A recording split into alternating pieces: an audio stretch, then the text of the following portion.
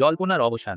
Hybrid model এই হবে champions trophy, অর্থাৎ প্রতিযোগিতা হবে পাকিস্তানে, কিন্তু ভারতের ম্যাচগুলি হবে নিরপেক্ষ দেশে। ভারতের চাপের কাছে নতি স্বীকার করতে হলো পাকিস্তানকে, তবে কিছুটা পিছু হতে হয়েছে ভারতকেও।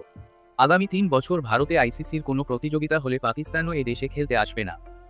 তবে বলা বাহুল্য, চ্যাম্পিয়ন্স ট্রফিতে ভারতের পাকিস্তানে খেলতে না যাওয়ার যা অভিঘাত, তার থেকে অনেক কম অভিঘাত পাকিস্তান যদি ভারতে খেলতে না আসে।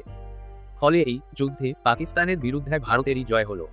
হাইব্রিড মডেলে প্রতিযোগিতা হলে তা মানবে না বলে প্রথমে জানিয়েছিল পাকিস্তান ক্রিকেট বোর্ড, কিন্তু তাদের সেই দাবি ধোপে টিকল না। পিছু হটতে হলো পাকিস্তান ক্রিকেট বোর্ডকে। আইসিসির সিদ্ধান্ত মেনে নিলেন মহসিন নকভিরা। পাকিস্তানে খেলতে যাবে না বলে প্রথম থেকেই আপত্তি জানিয়েছিল ভারতীয় ক্রিকেট বোর্ড। ভারতের চাপে আইসিসি পাকিস্তান ক্রিকেট বোর্ডকে জানিয়েছিল হাইব্রিড মডেল ছাড়া কোনো উপায় নেই। বাধ্য হয়ে পাকিস্তান ক্রিকেট বোর্ড আইসিসিকে পাল্টা শর্ত দিয়ে জানিয়েছিল হাইব্রিড মডেল মেনে নিতে তাদের কোনো সমস্যা নেই, তবে এরপর ভারতে কোনো আইসিসি প্রতিযোগিতা হলে তারাও নিরপেক্ষ দেশে খেলবে। সেই দাবিও মেনে নিয়েছে আইসিসি। বৃহস্পতিবার আইসিসির বৈঠক ছিল, সেখানেই সিদ্ধান্ত হয়েছে চ্যাম্পিয়ন্স ট্রফি নিয়ে।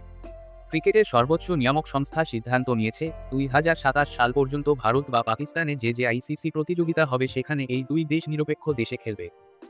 অর্থাৎ পাকিস্তানে কোনো প্রতিযোগিতা হলে যেমন ভারত নিরপেক্ষ দেশে খেলবে, তেমনি ভারতে কোনো প্রতিযোগিতা হলে পাকিস্তান খেলবে নিরপেক্ষ দেশে। আগামী বছর ফেব্রুয়ারি-মার্চ মাসে পাকিস্তানে চ্যাম্পিয়ন্স ট্রফি হওয়ার কথা। আগামী বছরই ভারতে মহিলাদের একদিনের ক্রিকেট বিশ্বকাপ রয়েছে। 2026 সালে ভারত ও শ্রীলঙ্কায় হবে পুরুষদের টি-20 বিশ্বকাপ।